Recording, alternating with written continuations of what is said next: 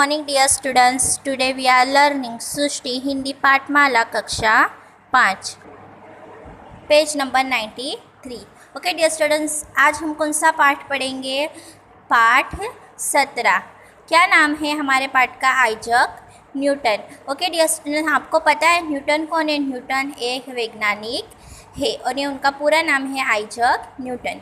देखो यहाँ, एक अत्यंत गरीब परिवार में जन्मा बालक भी अपने परिश्रम, सद्गुणों व दृढ़ संकल्प द्वारा इतिहास में अमर हो सकता है। ओके डियर स्टूडेंट्स, यहाँ क्या अत्यंत गरीब मतलब बहुत गरीब परिवार में जन्मा बालक भी, मतलब आइजक न्यूटन बहुत गरीब परिवार में जिन्होंने जन्म लिया था और जन्मा बालक भी क्या कर सकता है? परिश्रम मतलब मेहनत, सद्गुण अच्छे गुणों व दृढ़ संकल्प मेहनत से और संकल्प के द्वारा इतिहास में अमर हो सकता है। इसके ज्वलंत उदाहरण थे सुप्रसिद्ध वैज्ञानिक Isaac Newton. Okay dear students, ज्वलंत मतलब अग्नि के समान बहुत ज्वलता वाले उदाहरण थे वो सुप्रसिद्ध वैज्ञानिक आइजक न्यूटन।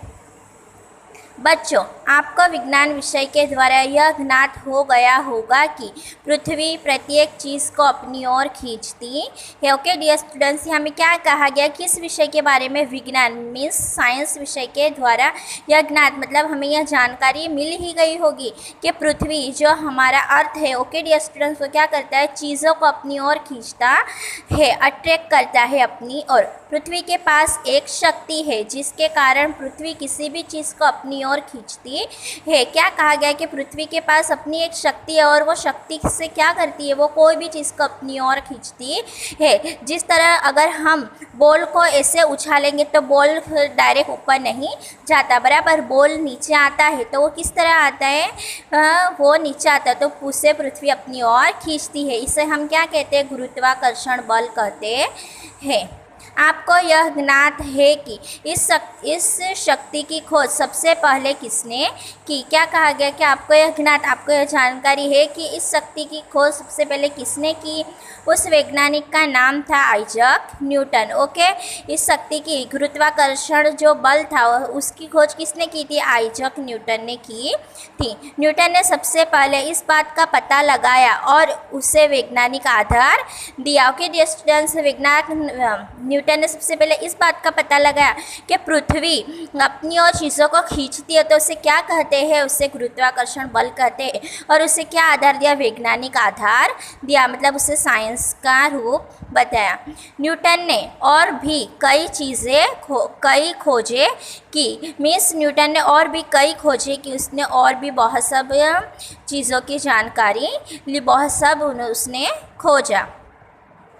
जैसे उसने प्रकाश की गति को मापा, नक्षत्रों की जानकारी दी और गणित की समस्या सुलझाई। ओके, प्रकाश की गति मीन्स प्रश्न क्या किया? प्रकाश की जो गति होती है उसको उसने मापा। नक्षत्रों मीन्स तारे जो होती है उसकी जानकारी दी और गणित की समस्या उसने सुलझाई। गणित मीन्स मैथ की समस्या उसने सुलझाई। समस्या मतलब परेशानी और सुलझाई मतलब उसने उसको सॉल्व किया। आज का विज्ञान उसी की खोजों पर खड़ा है। आज जो आप साइंस पढ़ रहे हो और आज हमारे जो देश में जो टेक्नोलॉजी हम यूज़ कर रहे हो वो किसके बदौलत है?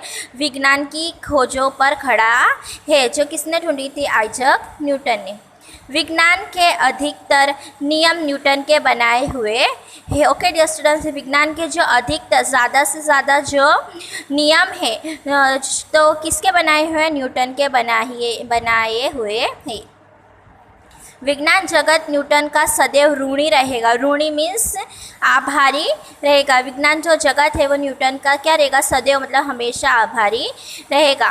वास्तव में विज्ञान जगत के पिता है, बराबर। किसे विज्ञान जगत के पिता कहा गया है? आइजक न्यूटन को। आपको क्वेश्चन किया जा सकता है कि विज्ञान जगत के पिता कौन है? तो कौन है? आइजक न्यूटन विज्ञान जगत के पिता है। न्यूटन का बचपन बहुत ही दुखी था। उसके पैदा होने के पहले ही पिता की मृत्यु हो चुकी थी। क्या कहा गया डियर स्टूडेंट्स? उसका जो बचपन था बहुत दुखी था, मतलब बहुत दुख वाला था, बहुत परेशानी वाला था, बहुत सैड था। उसके पैदा होने के पहले ही, वो पैदा भी नहीं हुआ था, उससे पहले उसके पिता की मृत्यु हो गई थी, डेथ हो गई थी।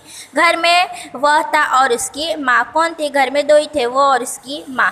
माँ किसी तरह घर चलाती, उसकी माँ दिन भर खेती करती, तब जाकर घर का खर्चा चलता। ओके डियर स्टूडेंट्स, न्यूटन तो बहुत छोटा था, इसलिए उसकी माँ ही क्या करती थी? घर चलाती थी, और उसकी माँ क्या करती थी? खेती करती थी, दिन भर खेती करती थी, और तब जाकर उनका घर का खर्चा चलता था।